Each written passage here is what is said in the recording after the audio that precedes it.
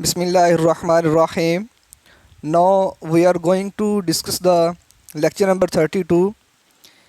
इस लेक्चर में हम मुख्तलिफ़ किस्म की एग्जांपल्स को करेंगे। तो आइए हम सबसे पहले जो है इस एग्जांपल को स्टार्ट करते हैं। तो एग्जांपल को स्टार्ट करने से पहले जो भी मेंबर इस मेरे चैनल पर न्यू आए हैं तो काइंडली वो सब्सक्राइब लाजमी करें ताकि हर आने वाली वीडियो जो है वो आप लोगों तक बआसानी पहुंच सके। इसके लिए आप लोग जो है वो बेल आइकन पे भी प्रेस लाजमी कीजिएगा। तो हमारे पास एग्जांपल नंबर जो 1 है उसमें कहा गया है कि हमारे पास एक क्वेश्चन गिवन है। उसने कहा है जी कि ये बाउंड्रीज़ के क्वेश्चन है। यहाँ पर आपने एक रेक्टेंगुलर जॉइंट के पॉइंट दिए गए हैं A, B, C and D। तो देखें ये डायग्राम तो उन्होंने बनाई हुई है ना, आपको डायग्राम वहाँ पे नहीं बनी हुई आएगी। ये डायग्राम किस तरह से बनती है क्वेश्चन को देख के आइए हम इसको भी डिस्कस करते हैं। तो लेट अस सपोज मैं यहाँ पर इस डायग्राम को बनाने की कोशिश करता हूँ। तो उसने जो पॉइंट दिए हुए हैं, पहले तो मैं यहाँ पर एक एक्स एक्सिस और एक वाई एक्सिस मैंने ड्रॉ कर दिया। इसे बोलते होते हैं एक्स एक्सिस, इसे बोल रहे होते हैं वाई एक्सिस। तो जो पहला पॉइंट उसने जो ए दिया हुआ है उसका मतलब है कि पहला पॉइंट जो होता है वो एक्स का होता है और दूसरा जो होता है जो वाई का होता है। तो यहाँ पर एक्स के पॉइंट होते हैं 1 2 3 4 5 6। इसी तरह वाई के लिए पॉजिटिव की वैल्यू ऊपर की होती है 3 4 ऐसे, ठीक है। तो 1 व 0 का मतलब होता है कि एक्स की वैल्यू 1 और वाई उस वक्त 0। तो मेरे पास वो वाला ये पॉइंट हो रहा था। बी का पॉइंट उसने दिया हुआ है 3 व 0 यानी एक्स की वैल्यू 3 है, यानी 1 2 3 एक्स की वैल्यू यहाँ पे है और वाई अभी भी 0 है। देन आपके पास सी का पॉइंट जो आ रहा है, अब यहाँ पे देख सकते हैं उसमें एक्स की 3 ही है लेकिन वाई इस वक्त 2 हो चुका है।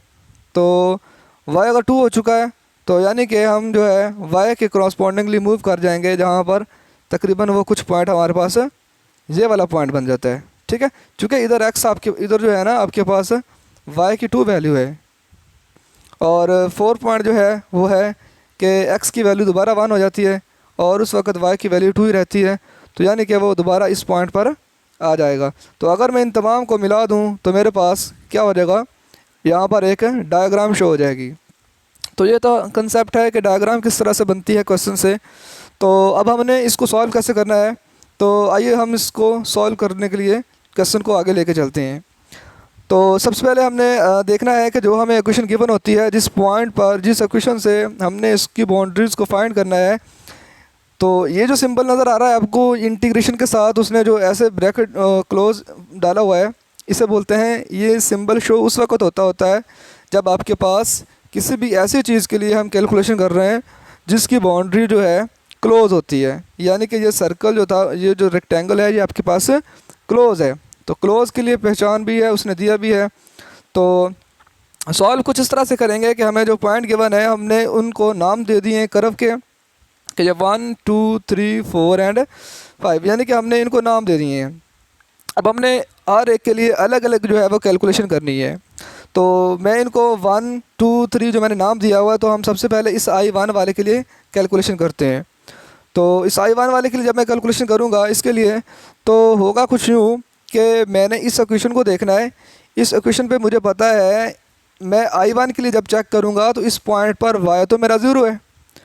तो इस क्वेश्चन में जहाँ जहाँ y होगा डेफिनेटली वो 0 हो जाएगा। तो जब 0 होगा तो ये वाला पोर्शन इसमें चूँकि y है, y ने मल्टीपल होना है 0 से, ये सारा 0। मैं आपको सिंपल बता रहा हूँ अभी। और जब यहाँ पे वर्ड पुट करेंगे जहाँ पे भी 0 है तो वो भी क्या हो जाएगा, 0 हो जाएगा, ठीक है। तो ये चूँकि डी वाई के लॉन्ग तो चेंज होनी नहीं है क्योंकि वाई की तरफ तो हम गए ही नहीं है। तो कन्फर्म बात है कि आई वाले का जो पहले वाले का आंसर है वो हमारे पास 0 ही शो होना था, राइट।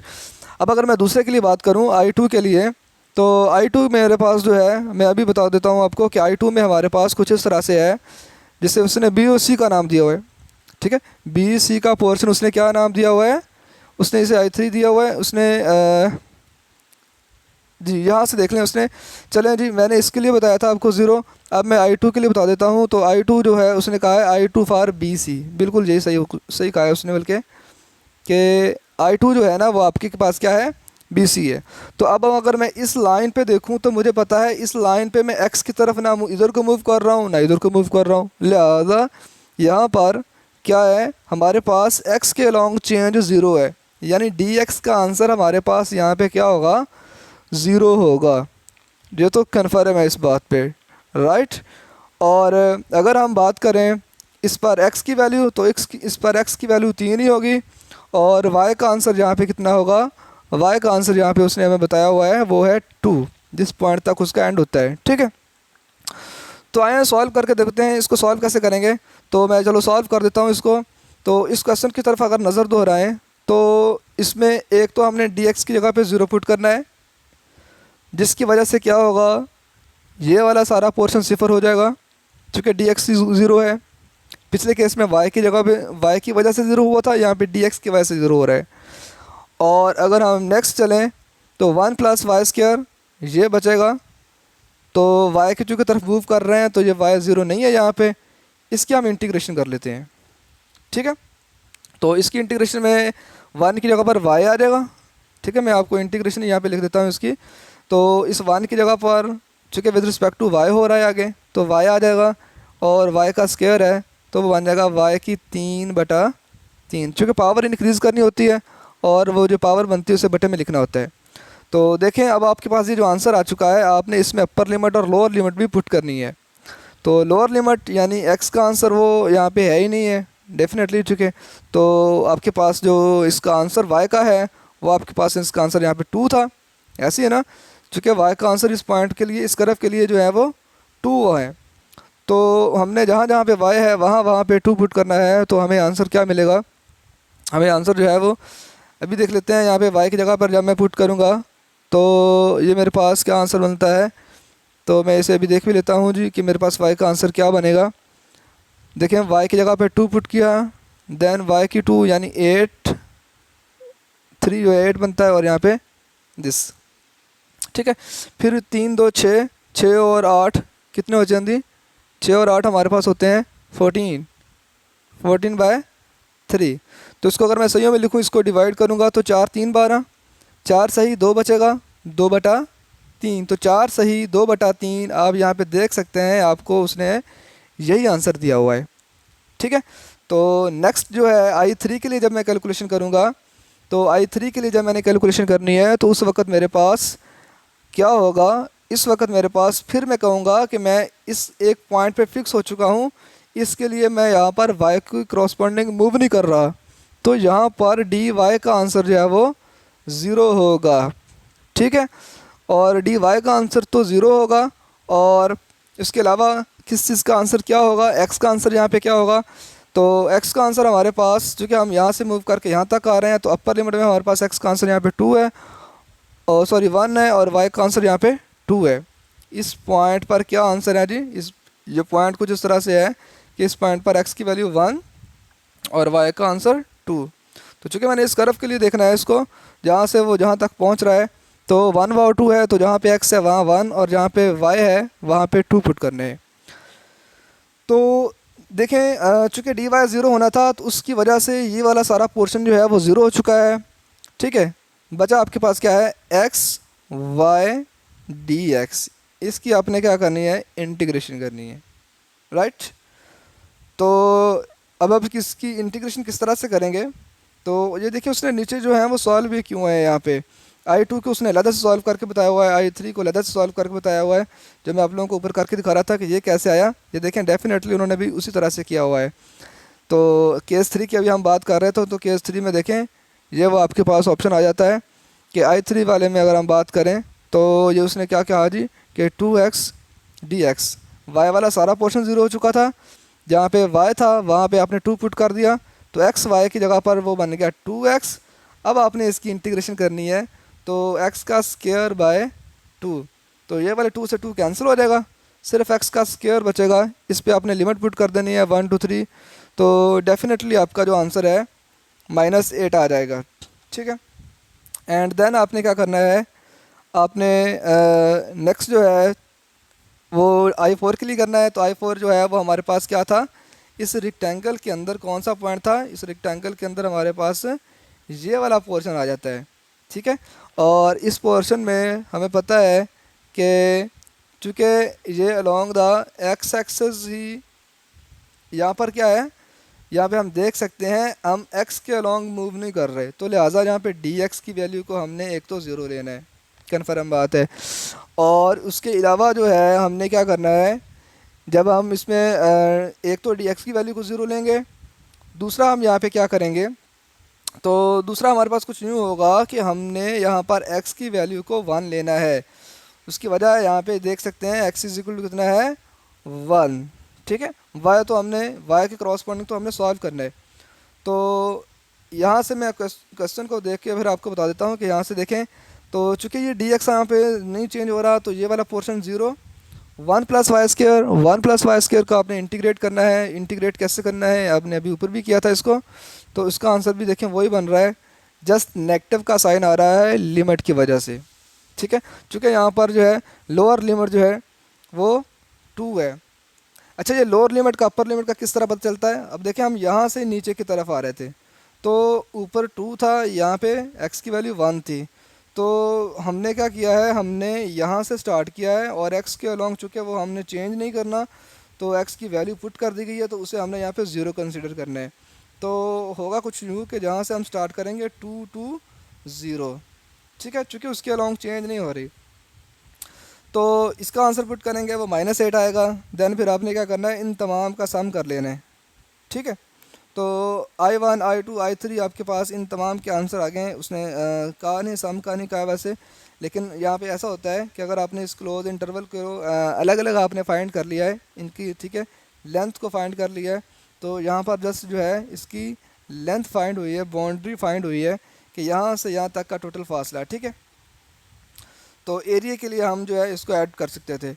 तो देन हम बात करते हैं लाइन इंटीग्रल आर्क लेंथ। तो आर्क लेंथ का फार्मूला हमारे पास क्या होता है, देखें आर्क लेंथ के फार्मूले में आपने ज़्यादा कंफ्यूज नहीं होना, आपने जस्ट फार्मूले को जहन में रखना है इस तरह से कि आपके पास जो भी फंक्शन दिया गया होता है, आपने उस फंक्शन का डेरिवेटिव लेना है, उस डेरिवेटिव को आपने स्क्वायर रूट 1 + dy/dx, आपने उस डेरिवेटिव का स्क्वायर और साथ में फंक्शन, जस्ट आपने इसको आपने माइंड में रखना है, ठीक है, कि आपने फंक्शन लिखना है, साथ जो फंक्शन बी गिवन होगा, साथ में स्क्वायर रूट के साथ 1 प्लस उसका डेरिवेटिव का स्क्वायर, 1 प्लस के साथ उसके डेरिवेटिव का स्क्वायर। तो इससे आपके पास जो लिमिट होगी, इससे आपको क्या करेंगे, आप यहाँ से इसकी मदद से आप जो है वो उस लाइन इंटीग्रल का आर्क लेंथ जो है वो आसानी से फाइंड कर सकते हैं। आइए मैं इसकी एग्जांपल करवा देता हूँ ताकि थोड़ा सा क्लियर हो जाए। तो देखें क्वेश्चन आपके सामने है, उसने कहा है कि इसका आपने क्या करना है, लाइन आर्क फाइंड करनी है, क्लोज नहीं है क्योंकि इंटीग्रेशन का सिंबल भी बता रहा है, और 0 और 1 में उसने कर्व दी हुई है। तो अगर आपने इस आर्क की लेंथ को फाइंड करना है तो फार्मूला आपके जहन में होना भी चाहिए था कि जो हमें उसने ये भी हमें दिया हुआ है कि ये चीज़ देखें कि y = 2x है, हमने इसका डेरिवेटिव लिया तो 2 वैसे आ गया, x का 1 आ गया, यानी कि dy/dx जो है हमारे पास कितना आ जाता है, 2 आ जाता है। फिर हमने जब इसको इंटीग्रेट किया, डेरिवेटिव लिया, तो ds जो है d/dx जो है वो कितना आ रहा था, 2 आ रहा था, और ds की जगह पे आ जाएगा 2, यहाँ से देख लीजिएगा 2dx, यानी जहाँ पे ds है वहाँ पे आपने dx से पुट कर देना है। कहाँ है ds, यहाँ है ds, आपने इसकी जगह पर 2dx पुट करना है। और बाकी जो चेंजिंग है वो भी मैं आपको बता देता हूँ कि आपने चूँकि इसका आंसर 2 निकाला था, तो आपने इतने पोर्शन को अलहदा से सॉल्व कर लिया है, उसका आंसर आ रहा है 5√। ये मैंने आपको बताया था कि फंक्शन रखना है, और लिमिट कैसे आई है, लिमिट यहाँ से बता रहा था 0 से 1 2, यानी कि वो 0 से लेके 1 तक की लिमिट के लिए हमारे पास अप्रोच कर रहा है x, ठीक है। x क्यों लिया, क्योंकि मैं अब x की फॉर्म में सॉल्व कर रहा हूँ, मेरे पास आगे dx आ रहा है, तो मैंने क्या लेना है, x वाली लिमिट को लेना होता है। तो बहुत ही आसान है, 5 का स्क्वायर रूट अब कांस्टेंट है, वो बाहर चला जाएगा यहाँ से, ठीक है।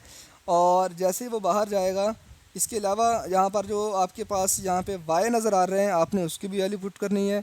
उसकी वैल्यू यहाँ पे क्या है, तो आप देख सकते हैं y का आंसर था 2x, तो जहाँ जहाँ y था 2x पुट करने से 3 2 6 x का स्क्वायर, 4x + 6x का स्क्वायर, इसमें से भी 2 कॉमन आ सकता है, ठीक है। और आपने वो 2 और स्क्वायर रूट 5 दोनों को कॉमन लेके यहाँ पे बाहर रख दिया, 2x प्लस 3x का स्क्वायर, ये आपके पास बचा है इंटीग्रेशन के सामने।